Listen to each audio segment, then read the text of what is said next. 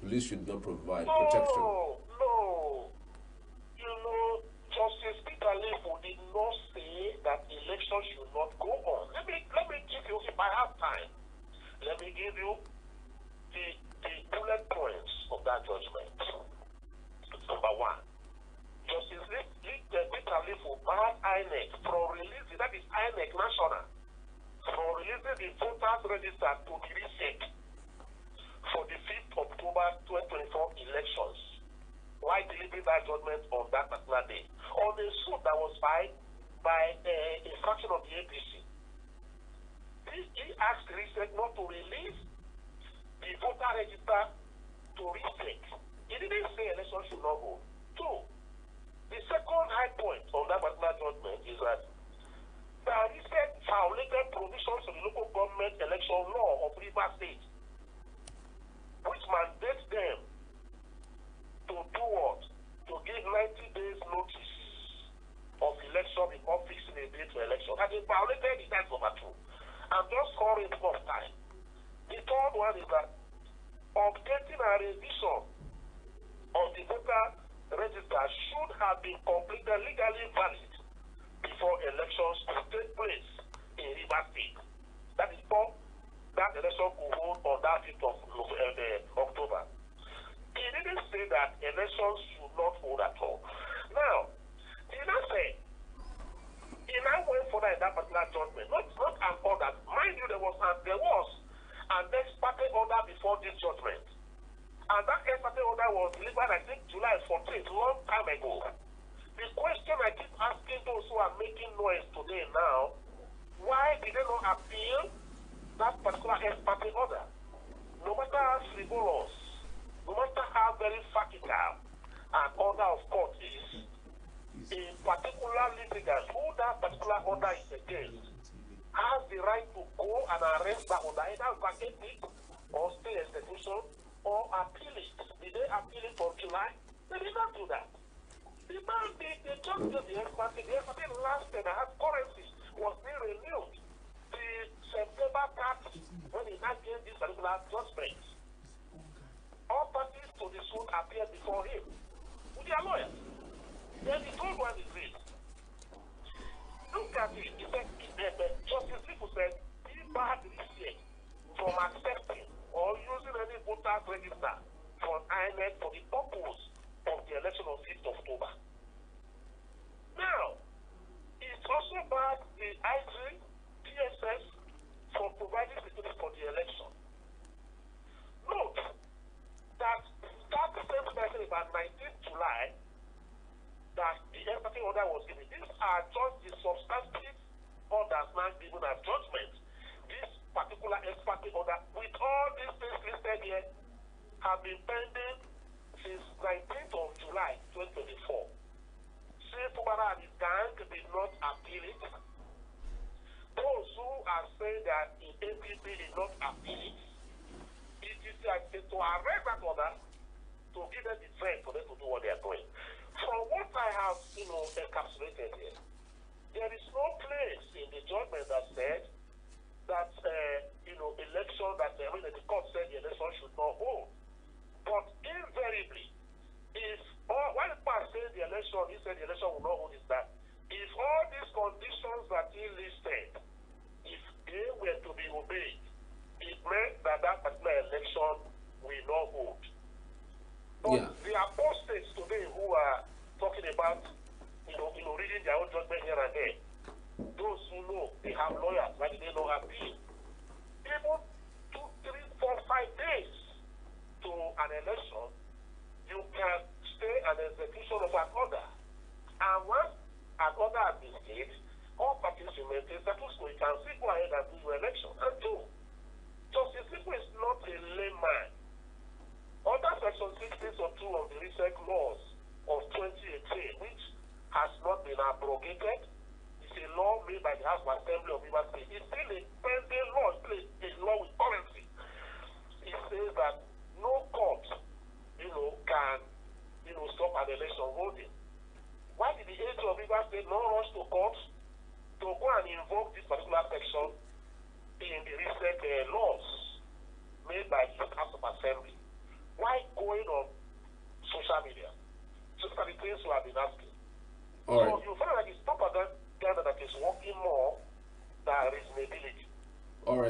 That is just what I think. Just stay on the line. We have another guest on Zoom this time.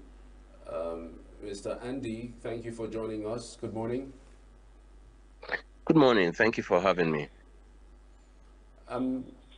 Just give us an overview of what you have seen happen in Rivers State. We've seen the build up to that particular election, and when we've seen also an immediate aftermath, the reactions from people, and it does look like it's only Rivers State that has conducted local government elections. We've had several local government elections in the past. We had ENUGU, we had Imo, we had Benue, we had Kwara, Sokoto, and none of these issues cropped up. This issue of giving political parties 90 days, none of these issues come up because since the Supreme Court gave that particular judgment, everybody was just, it looked like they are falling over themselves to conduct local government elections. And if you talk about, you know, whether a particular election fall in between line as to whether it is within the jurisdiction of our laws, I mean, you can pick virtually all of the local government elections. Why is this particular one different? Okay, so first off, let me greet, can you hear me? Let me greet my friend, Yes. comrade, and senior brother, Barrister No, Sima. not you, just stay on the line. Yes, and quickly jump in and make these facts available. First off, the first local government election that's held in this country held around 1953, June, July, thereabout, that produced the then Adelabu, whose son is in the National House of Assembly today. That said, the next fact I want to present is that the then President of America, President Obama, came to Africa, Ghana precisely, and he said that Africa is the and from institutions.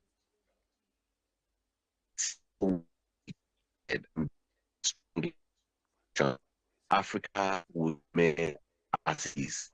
Africa will not develop. What to have simultaneously the same time or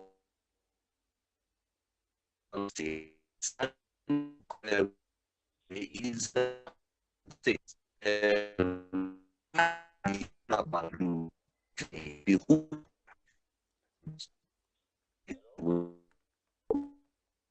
and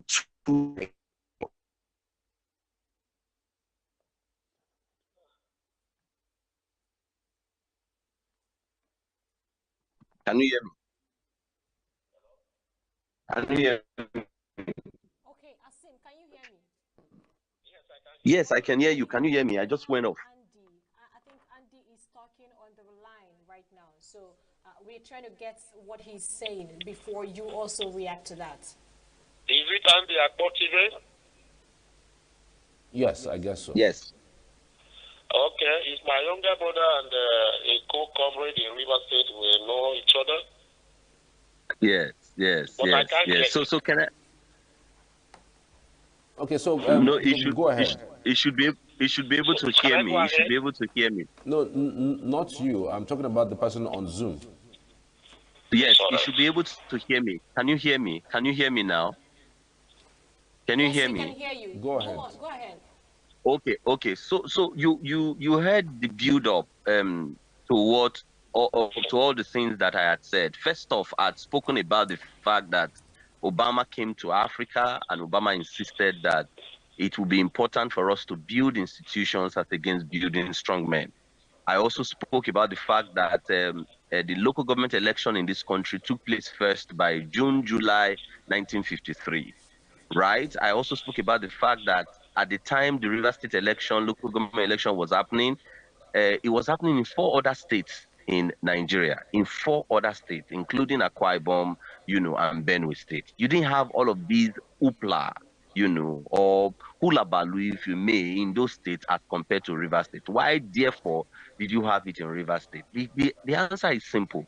It's because of the fact that, you know, certain people, certain factors, certain agencies, I like to say certain principalities, wanted certain things to go their way because they understand that in the Nigerian political firmament, structure is what ensures or what guarantees the victory of election.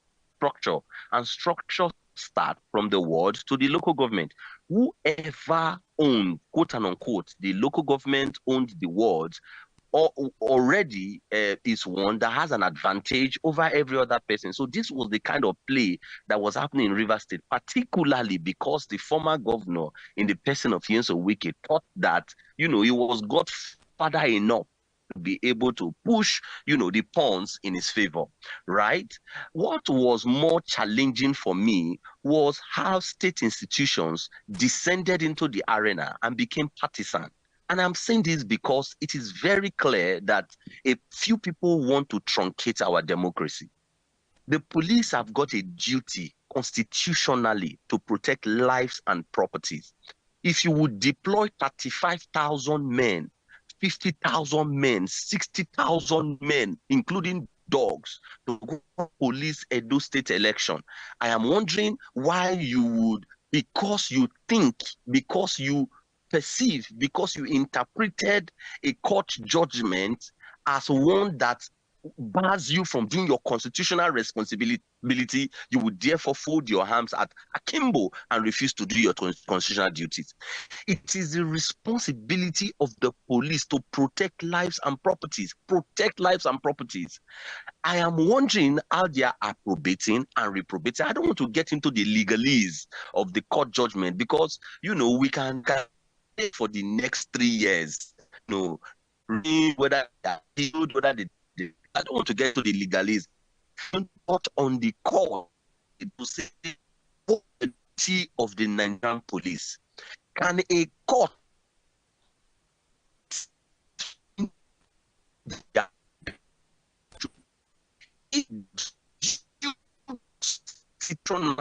to protect lives and properties? What can make them to, you know, to move away from that duty? And the courts, can anybody prevent them from doing? Actually asking. In any case, the elections held in Rivers State, the elections also held in the other states, and what is typical of local government elections in Nigeria that we as citizens are refusing to confront happened. It's happened. It's happened everywhere. In Akwa Ibom State, you saw how that all of the councillorship, even under Akpabio's local government, were won by PDP, but they just donated, you know, APC chairmanship to Akpabio, so it doesn't look as if he lost the election. Across the entire length and breadth of Nigeria, how elections, particularly of local government, entire length and breadth of Nigeria, how elections, particularly of local government, how you are holding it. You see, we have even extended this to the main elections. We have extended every other place, in every other state in Nigeria. And we must be interrogating these things and not be looking at how we would further want to, you know, choke the exclusive, legible, and all-inclusive election. These are the things we should be talking about and not the legalese of politicking here and there, you know, taking sides and taking interest and staying to certain places. The truth of the matter is that we are building strong men in Nigeria as against building strong institutions. That's an interesting point that you have made there. But going forward, what do you see happen in Rivers State as regards the PDP, the APP, and the relationship between Wike and, of course, the president? Because some people think that the structure by Wike in Rivers has started being dismantled. Okay, so I will tell you quickly. I think that you cannot completely excuse the president or the presidency from what is happening in Rivers State. Whether it's intentionally curated by them, you know, is what we are yet to fully understand, right? Because all I see today is the politicking that is happening as a result of what would be in 2027. Rivers State is a decider, is a deciding state. And because the president and the presidency understands that you cannot give so much power to an individual. I see that there is some hand of the presidency in what is currently happening in Rivers State, and it's not going to stop. You are going to have all of this culminating into, into some kind of quote and unquote political war.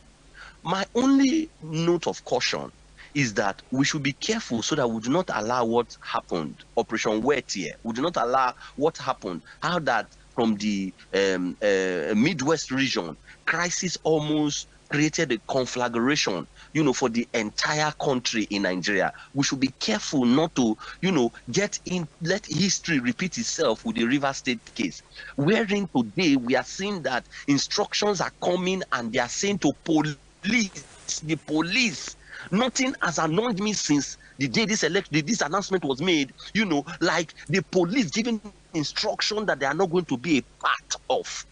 This same thing happened in different states, has happened in different states. You've even had it worse in Edo State, as a matter of fact. Right? Why do we have state institutions becoming partisan? My only note of caution is that I see that this thing is going to even snowball, is going to metamorphose into something bigger. But as it is going, every institution owned by the state, every institution belonging to the state must move away from the arena of the politics, must move away and begin to do things in a detached format. Not that you are attached to APC because you are serving under the APC government. Not that you are attached to a certain big man. You are taking instructions from a certain big man against even the things of the governor. What you must do is what the Constitution permits you to do as a police force. What you must do is what the Constitution permits you to do as a civil defense organization. What you must do is what the Constitution permits you to do as DSS. Until institutions are this strong, acting in line with the provisions of the Constitution, Nigeria is not about going anywhere. We are going to call the likes of my senior brother, and comrade there, who will come and make postulations, and people will be talking, and you will hear sentiments in some of their voices, how their cleavages, their attachments, you will hear it and you will feel it. These are not the things that will make Nigeria great or Nigeria better. These are not the things that will make Nigeria evolve out of this crisis that is Okay, about to take down Andy, entire Nigeria. okay, we'll have Yes. to keep it there for now. We keep on talking about these things. Thank you very much for joining us this morning, Andy. Thank you for having me. Okay, all right. And Charles, it's been, I don't know, it's been a political quagmire in a way, but for me, I'll still stand my ground to say that I still believe, like Fubara said, new rivers begins. I think I will believe in that. It's time for us to believe in some hope. What do you think? Well, it's not an unfolding event, even though there have been allegations and counter-allegations that there are people who are loyal to the former River State Governor, Nyesom Wike, are looking to attack the local government chairman, a newly inaugurated local government chairman in various local governments today when they resume. That's left to be seen. We haven't heard anything regarding that. But I just hope it's one of those rhetorics, one of those talks. But again, everybody would want to say that the best way to resolve an issue, if there are still pending matter, is to go to the court. So I'm hoping that the court is going to find time, to go about its usual ways of looking at the issues with a bid to finding the best solution to, let go of this conundrum. I want to say a very big thank you to be part of the program throughout the morning. We're back tomorrow, same time, same station. We're connecting to Abuja right after now. My name is Charles. And I am Belinda.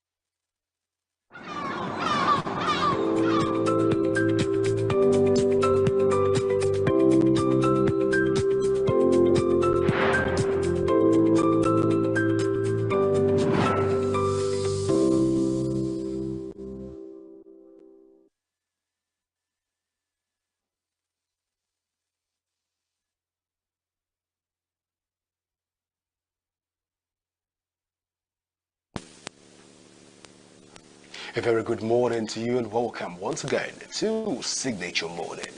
My name is Godwin Sunday. Yeah, activities were lined up for you today. We'll be bringing up Aliu Bilal to talk to us on election matters and especially youth involvement in the recent elections in Rivers State, then out of Enugu and or the part of Nigeria, especially Akwa Ibom State. I'm looking at all the Gospel Akpabio films right now. I want to get perspective on that issue, and Bilal Ali will be helping us with that conversation. And thereafter, we'll be having Rana, who is the chairman of United Nations International Human Rights, and he will be helping us put some issues on human rights violations in perspective even this morning. Well, this is all we have for you this morning, but go nowhere as we'll be right back with more on Signature Morning.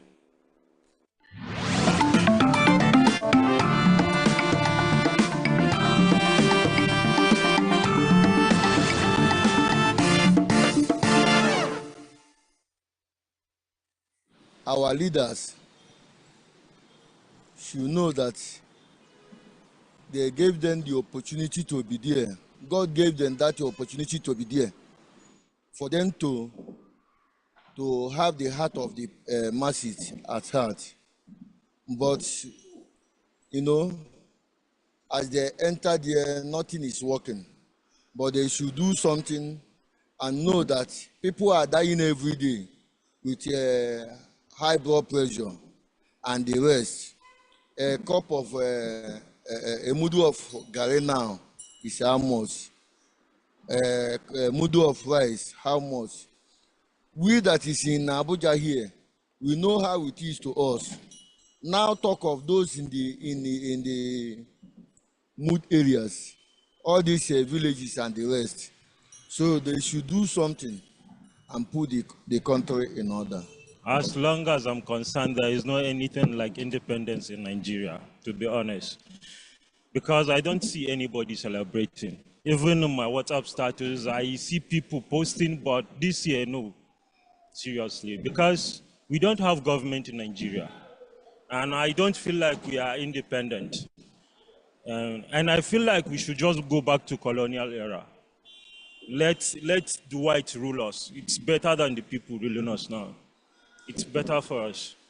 Because you are living in Nigeria also, so you know what is happening. I don't have to explain. Everybody is feeling it. Today is worse than yesterday, and I don't expect anything good tomorrow, except miracle. Nigeria at 64, I don't see anything to celebrate. It is a disappointment, because a man of 64 in Nigeria, the way Nigeria is shouldn't be proud of himself. At least a man of 64 should be close to a grandfather. So we are even not like a toddler, talk more of a grandfather. So it's very, very appalling. You don't need to go and scat and destroy somebody's shop or go out, move to the National Assembly, stand there and protest. They are the people we are paying them with our taxpayers' money, so they should serve us, not serve in their pockets. The president is telling us that they are giving honors to, what do you call it now, to the vice president. Is that what we should be hearing on Independence Day? That's not what we should be hearing on Independence Day. On Independence Day, we should hear, is it that he's now aware that fuel is more than, in fact, in the East, fuel is almost 2,000. Is it that he's now aware? In Abuja here, when you go downtown, you're buying fuel 1.5. Yesterday, I bought fuel to fuel my generator, it's 1.5. The barber close to me cannot work again because of the cost of fuel. We don't have any economic in Nigeria now. We don't have any policy about economic. We just have somebody who is ruling without any plan. He's just ruling on how he will get benefits. And government is not about getting profit. It's about serving the people. Or do you have somebody who's just looking for how you can get profit, not serving the people? Our advice, Mr. President, just please, even if it is work, like to help us, that is the Nigerian youth, give us jobs so that we know that maybe the Nigeria will be better tomorrow, as they say. I don't feel like there is something to celebrate. We are not happy in this country. So everything, the price of everything has gone up, even the price of transportation, price of fuel also. So we are not happy in this country. What I'm thinking is that the president should revert the petroleum subsidy, one, and there should be price regulation, price of commodity, they should regulate it. Forget about this clothes I'm putting on. I've not eaten this morning. Fuel is very, very expensive. And we all know in this country, there is one thing that if it goes high, everything will go high. That's fuel. Fuel price is high. You can see back then, 2015, 2014, 2013, celebrating independence, you see everywhere we choke, everybody will be happy. You see everybody, going everywhere, going out, people taking their families out for, to some enjoyment. But you can see the streets today. We don't even know anything is happening in the country, and we are celebrating the country. So it's really, really sad. It's really sad. I don't even know. If they ask me, I will say we are still, we don't have independence because we are like a slave in our country. Compared to the previous Nigeria, so far, this is the worst Nigeria I've ever seen in my life. Since I was born, this is the worst of Nigeria. So imagine Baba that just left, Baba Buhari. How much do we buy rice then? We said it's too much. Now, the lowest Nigeria rice now is around 90,000. The lowest. We have of Nigeria rice of over 100,000 in the market. Not talking of the foreign one. So, in fact, don't let us talk much about that. This is the worst of Nigeria so far.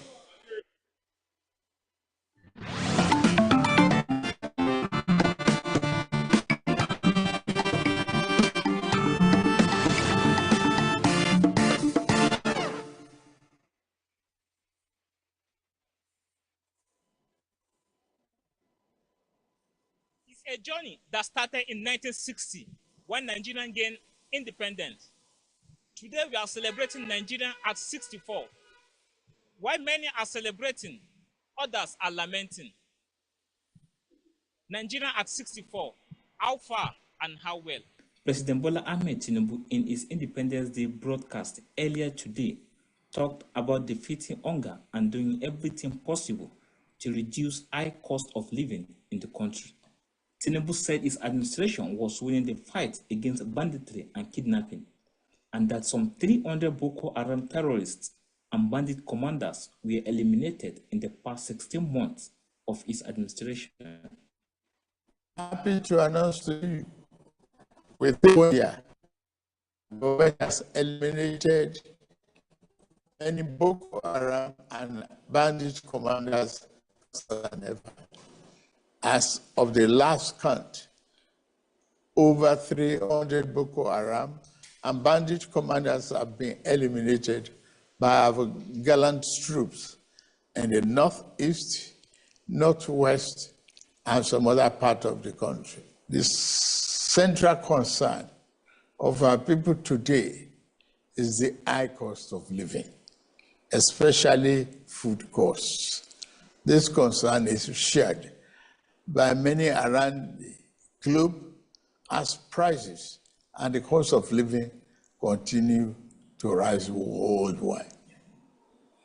My fellow Nigerians, please be assured that we are implementing many measures to reduce the cost of living at home. We are playing our part by supplying fertilizer and making tractors and other farm equipment available. Last week, the Federal Executive Council approved establishing a local assembly plant for 2,000 John Deere tractors, combine harvesters, disc riders, motor plows, and other farm equipment. The plant has a completion time of 6 months.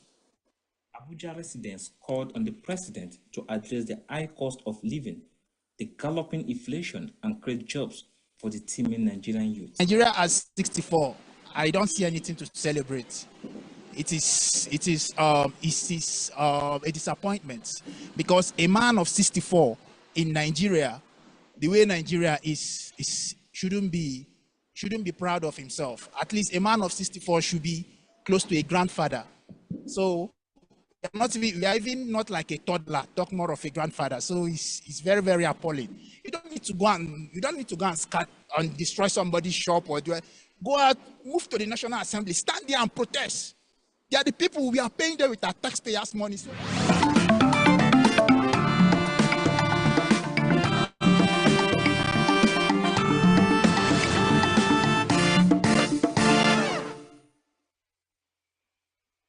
welcome back. Now we're going straight to Bilal Aliu, who will be putting some issues in perspective with us this morning in the studio. You're welcome to Signature Morning, Bilal. You're welcome to Signature Morning, Bilal.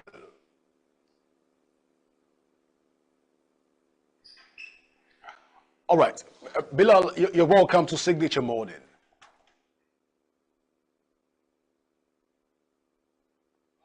I think Bilal is having technical issue right now with Bilal, but we'll still keep in touch with you, Bilal, to know what the state of elections, especially youth involvement in electoral matters in Nigeria, looking at it from its generality. We're trying to look at that of Akwa Ibom State and that of ENUGU State, and move straight to one of the elections that people thought will be the most controversial elections, especially within the local government space, and that is the elections of the Rivers State. But it went peacefully, although there have been some bottlenecks here and there that some group of factions that say they're going to go to court to seek redress on the outcome of the election. But so far from observers in Rivers State, it was said that the election was indeed free and fair. It was peaceful, and that is, they said, according to some pressmen, that it was one of the fairest elections they've ever seen in Rivers State, because there was no form of violence. Rather, the people came out to cast their vote, and they ensured that justice was served. And Bilal, are you there right now, Bilal? Yeah, Bilal, can you hear me now? All right, so we're looking at all the angles to this election. First and foremost, we're looking at the various structures that have formed the electoral panels and electoral structures in Nigeria, from the caucus to the various the branch, and then to the cell, and then to the military. How has this been able to impact on local government elections in Nigeria? Youth involvement in local government elections, has it been successful so far? Are there other things that we need to put in place to ensure that we can revamp the system? There's some things that we're not getting right. And looking at the turnout of the various elections in various states, where it wasn't like that of the governorship elections. Now, questions that are begging for answer is, people losing trust within the local government space? One would have thought that within the local government space, since President Bola Ahmed Tinubu has further full local government autonomy, one would have expected that elections within Nigeria, when it comes to the local government elections, I beg your pardon, within Nigeria, will be best approached with a more distant and proactiveness from Nigerians, especially within the local government level. But what we saw in different local government area wasn't much encouraging, because we saw a lot of people not coming out for the elections. Whether it's due to fear or other factors, we can't say right here on this table. But the truth is, the elections turnout wasn't what was anticipated, because the turnout appeared to be very, very low so far. Bilal, are you there right now? All right, so we're looking at all of these issues and indices that forms the local government elections in Nigeria. And one will begin to ask, for the councillorship positions within the local government, why are we not having more youth, since the local government is presumed to be the government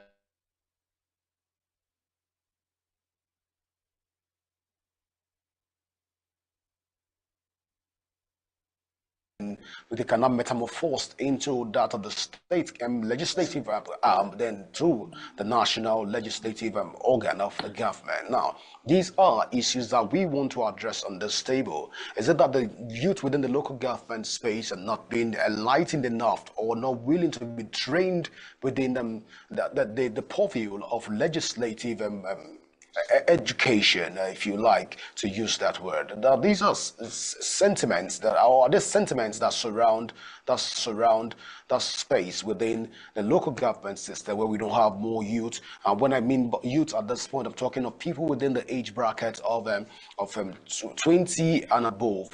Because since we say we're going to be training, local governments has been a training ground as established by Schedule 7 of the Nigerian Constitution. So one would expect as a breeding ground for future politicians and also future policy makers for the country. One would have expected that we see more youth get involved in the local government legislative system, but that is not happening, just like we saw in the last elections. What can be done and what can we do as a people to ensure that